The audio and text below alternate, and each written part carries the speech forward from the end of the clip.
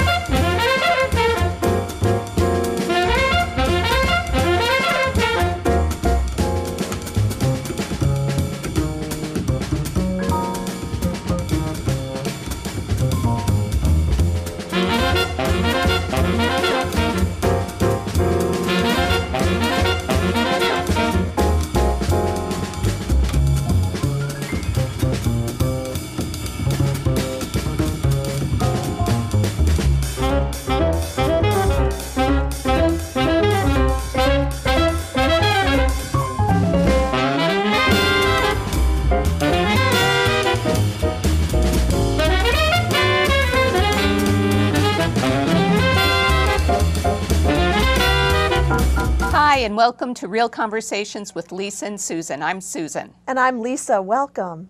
Today we're going to be talking about a fun topic, collectibles, particularly book collectibles. And I don't know about you, but I've been interested in antiques in particular, and books as well, since I was a young and poor attorney, a young poor attorney just starting out and needing to furnish my first place. Yes. Well, I've always been interested in antiques because I'm a huge history person. I love history, but books in particular, I get excited by. I love old books. I like going to old bookstores. I like the smell and the feel of old books. Yeah, I do too. And the way they sound when they crack open. And I just think it's an interesting thing because, we have a lot of history in our region. Mm-hmm. We have a lot of really great historical places, and I think a lot of people have stuff in their basement that is valuable, or they've inherited from their mm-hmm. grandparents or their grandparents, and they just sort of keep it around, and it's interesting to find out what it's worth, and mm-hmm. what value it has, that kind of thing. Yeah, I pay attention a lot to the future, and I think on this show we talk a lot about the future and where are we headed. But, you have to stop and remember that every once in a while, it's fun, really, to see where we've been. I know a few years ago I was helping a woman who was running for political office, and I was throwing a fundraiser for her. And what I decided to do was go up into the attic of the Schenectady City Hall, and they had a historian there, and he walked me through unbelievable stuff that was just buried in boxes, and all of the history of Schenectady was up there in boxes. So I was taking out photos, and it was just remarkable how much stuff was up there, and what a treasure trove. Yeah, and I think a lot of us have that in our, if not in our own basements, in the basements of our parents, and as we help our parents downsize and things, you come across things. And I also think, we all always talk about the economy on our show in one way or another, but I think that too, if you, is antiques a good investment, or books a good investment, and if you are struggling with your economic situation, not selling something too cheaply, and really knowing what it's worth before you sort of let it go. Yeah, and it's kind of fun. Yeah. Right? I had a little, I think so. I have a little jar. Of course, we're going to talk about books, but I have a little jar that I've been dragging around with me, since I was 18 years old. So that's quite a few years ago. It was given to me as a gift. And then it dawned on me about a year or so ago that the thing wasn't, it was still beautiful. It was gold, and it was still beautiful. And I'm thinking, that's probably not junk. That's probably something really good quality. Yeah. And since then I've investigated, and it really is a remarkable piece. That's great. All right, we're going to take a very short break and come back with our fabulous guest to talk a little bit more about collectibles, and in particular, we're going to be talking about books. So stay with us.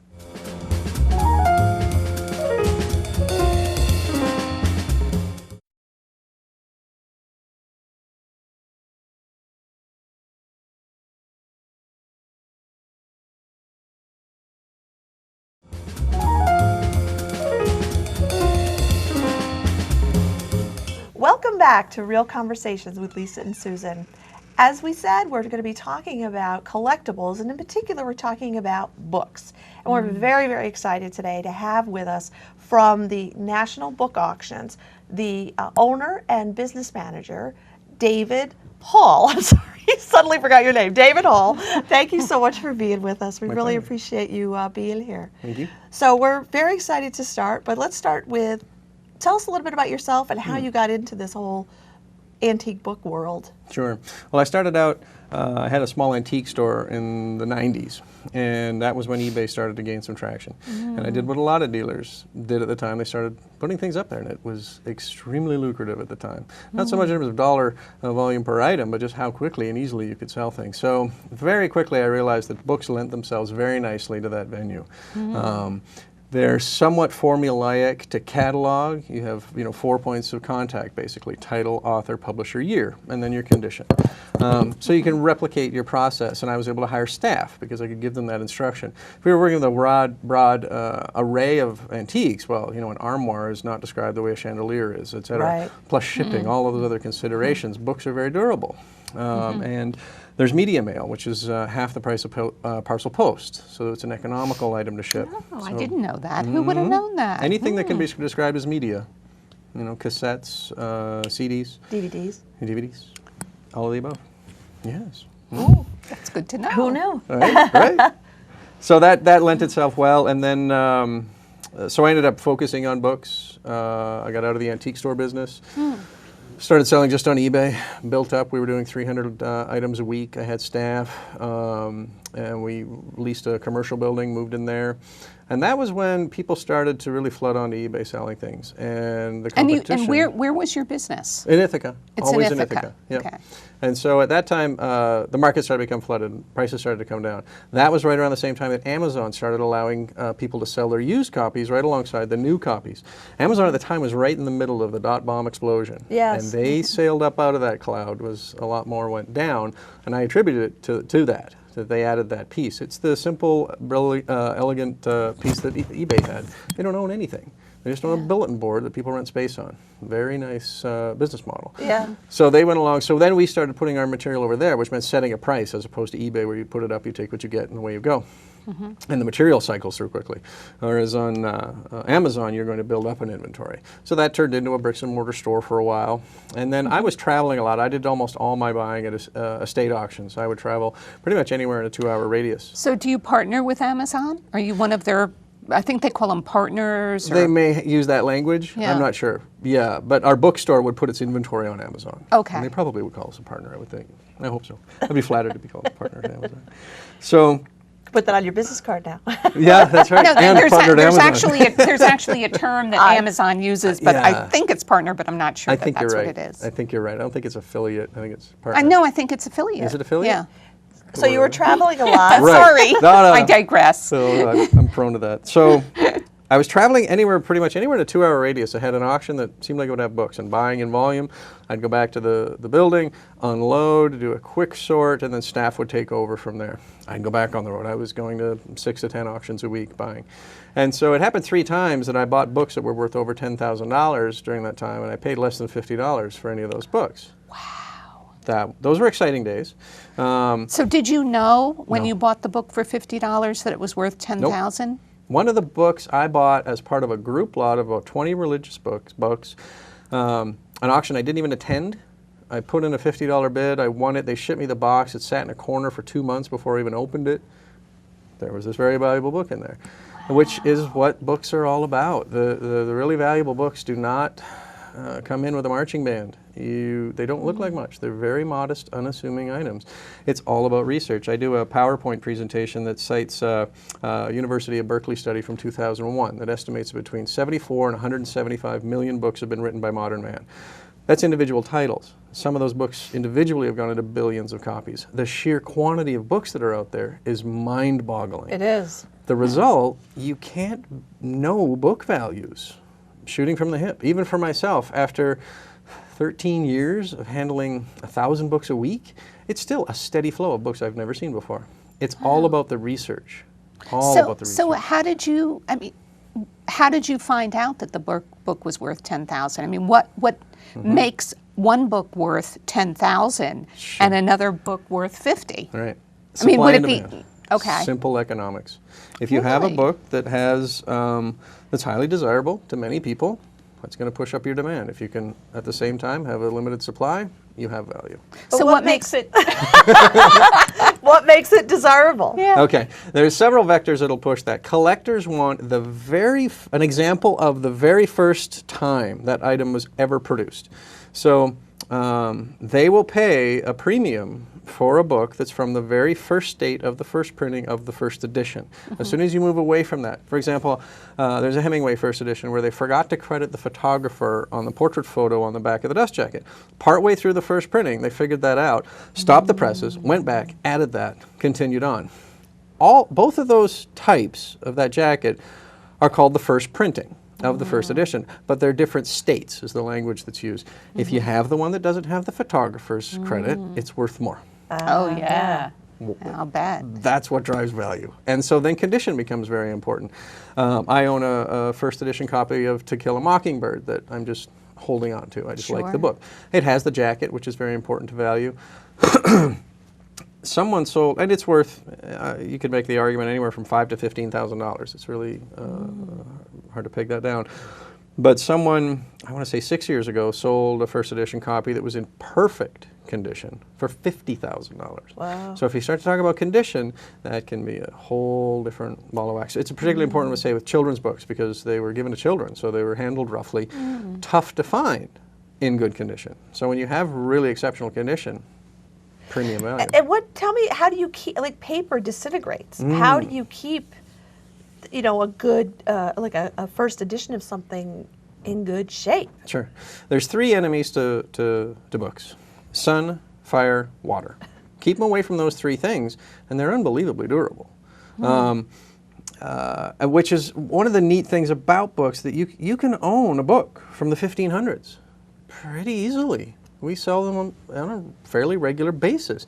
You're not going to own a piece of porcelain from the 1500s nearly as easily because they're much more delicate. They don't have the durability. Books last. And you talk about how to keep a book. There's a big shift when paper moved over to wood pulp from rag. Right. It introduced some acids in the chemical process. Those deteriorate over time. When you pick up a book from the 1500s, the paper's maybe a little tanned, but it's still quite bright. Right. Put it alongside a novel from 1910 where the pages are browning and cracking, and that's what you're probably That's thinking right. of as That's right. age. It's actually not nearly as much a function of age as the components that went into making the paper. Right. Could you actually like plan for a valuable book? Like take for example, like I don't know, some famous author has a first edition of a new book that came Sure. out. Like buy a couple of those books. Wrap them in whatever kind of special paper you wrap them in, stick them where the sun doesn't shine, Right, like right. under a mattress. I meant like under a I mattress thought in the so. back of a closet or something like that. and hope that in 50 years you're sitting on a gold mine. Yes. Do people do that? People try to do that.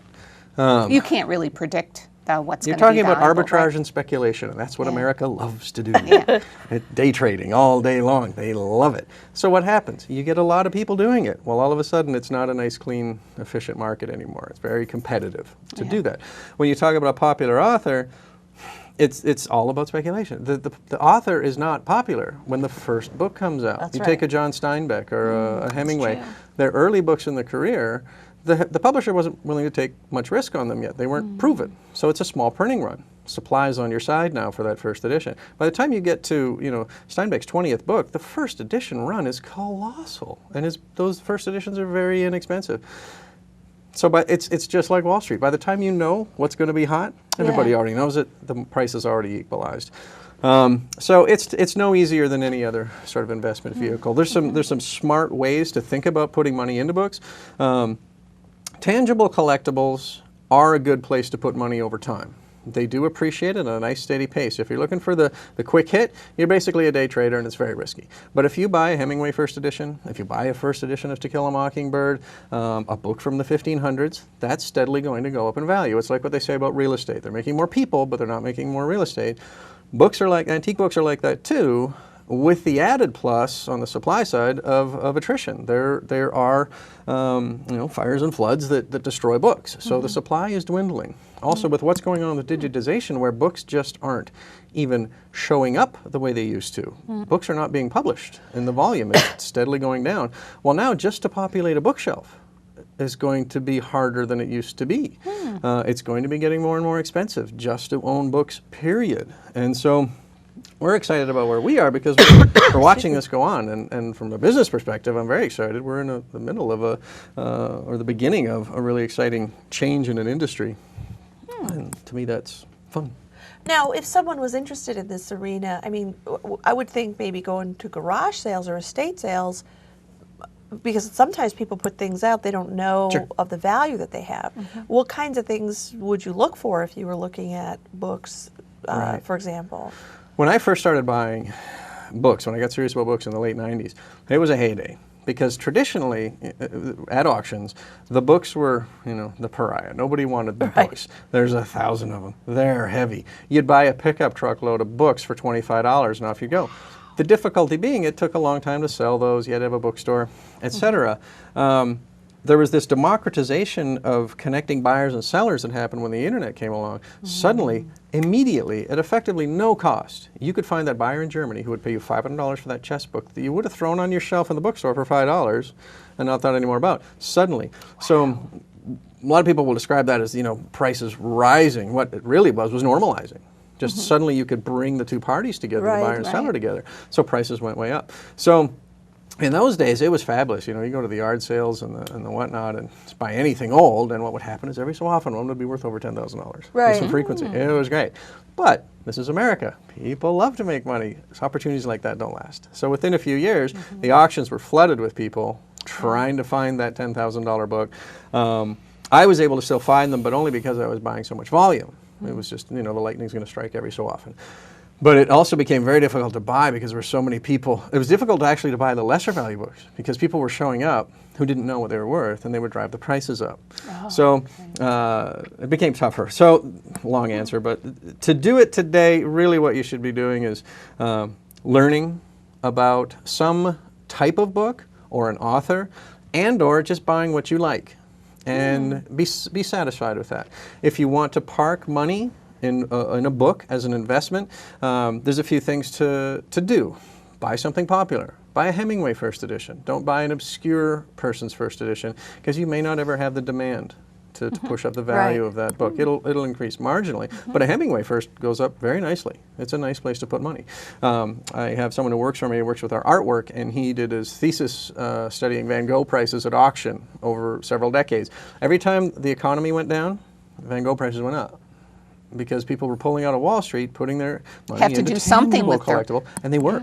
It's a very nice vehicle. It's not the big get rich quick on the Antiques Roadshow sort of, winning the lottery thing. It's a smart place to put your money. There's always going to be demand. Hemingway first editions are shrinking in supply, slowly but surely, and there's more and more people interested in them. So they are a great investment, particularly right now, because as this whole upheaval goes on with books, capital B, what are they going to be from now on? There's just going to be fewer of them, period, produced. And there's still a lag. So we have a couple of examples here. I'm wondering if you can tell us anything about any of these books, or any tips for our viewers about what to look for on these books. Like how would you approach valuing one of these books? Right. Well, when I talked about the quantity of books that are out there in the world, what you need to be able to do with books is research. The books that I've had that are very valuable are very scarce. I'll never see another one. There are only 6 in existence. I'm not going to find another one. So it's actually useful information. The books I see tomorrow that are valuable are going to be books I haven't seen before. So it's all about knowing what to research. But trying to shoot from the hip when you can't do the research is a risky game. You talked about investing for books, going to these places. That's fine. If you don't know what you're doing, have fun and don't spend too much. you'll be fine. But if you go seriously after something, there's probably somebody else there who knows that it's valuable or what it's worth, and you'll spend too much. So from an investment perspective, you shouldn't do that. If you just like it, that's fine. But you know, some things, conditions really, really important when you talk about investing, because that's what people are always going to pay a premium for. You buy a project, well, someone's got to do that work somewhere along the way. And it's just a lot less attractive. And people will pay a premium dollar for, you know, if you buy a house in a very posh neighborhood and it's worth $1 million, and you buy another house in a lesser neighborhood that's worth $100,000, the market goes up by 10%, and it's a much bigger gain on that higher value house. Same thing here. Have something good. When the market moves up, you're going to move further. Dust jackets, this is a great example of dust jackets are hugely important when we talk about collectors wanting you know, the condition and that very first state. Well, they want the jacket. Most people threw them out, and they're relatively delicate, so it's not likely that they survived. Immediately you found the little shrunken subset of the supply that the collectors can focus on. Great, here's how we'll assign value here. It's particularly important in fiction. And we're talking about 20th century books. There's not that much dust jacketing went on prior to 1900.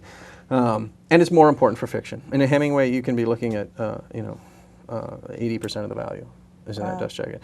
So if it has a tear like something like this, it's relevant.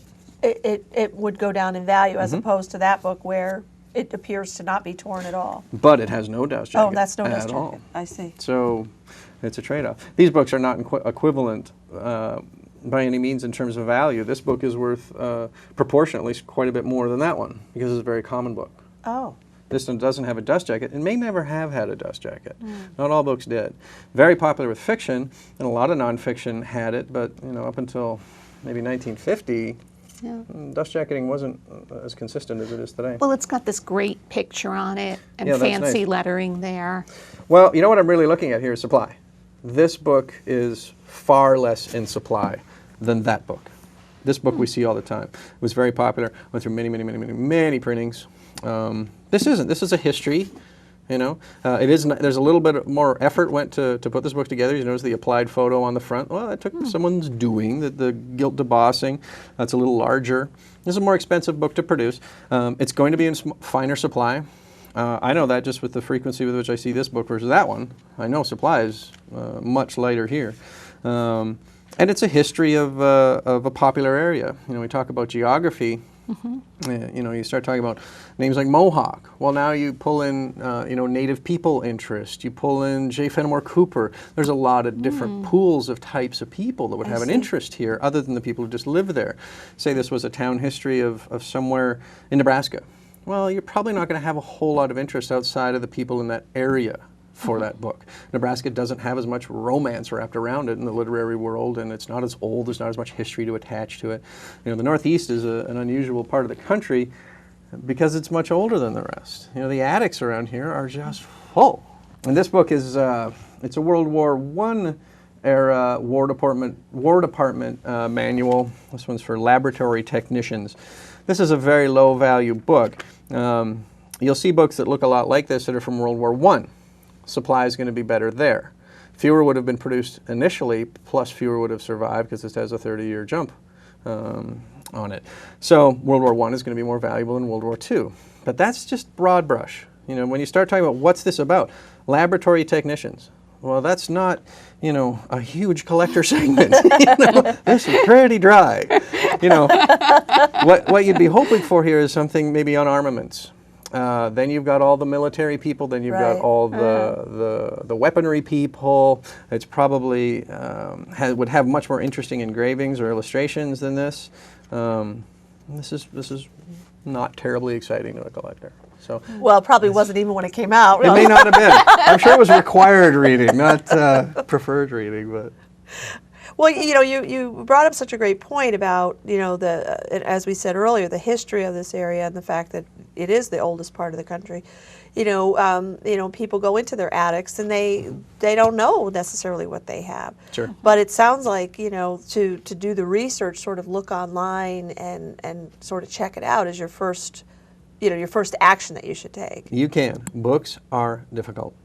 It's why I started the company I did, because you really need advocacy. This is not. This is one of those do not try this at home kids Right. kind of things. If you inherit a curio cabinet full of Hummel figurines, you can spend an hour on eBay in the afternoon. You will be a Hummel expert. It doesn't take that long. Books, there's just too many of them. And to try and get a handle on all the vectors that are driving value takes a very, very long time.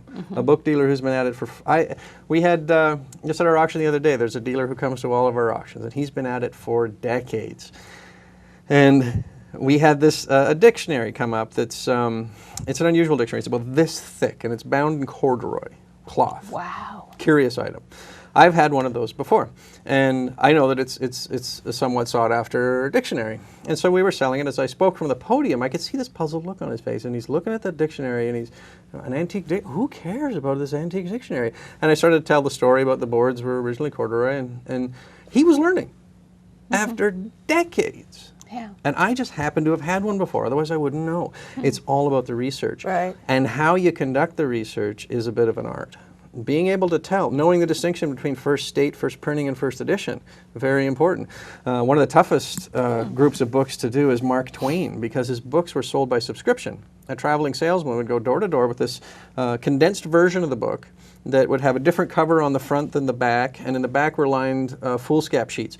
He'd come to your door and say, would you like to buy in advance Mark Twain's next book?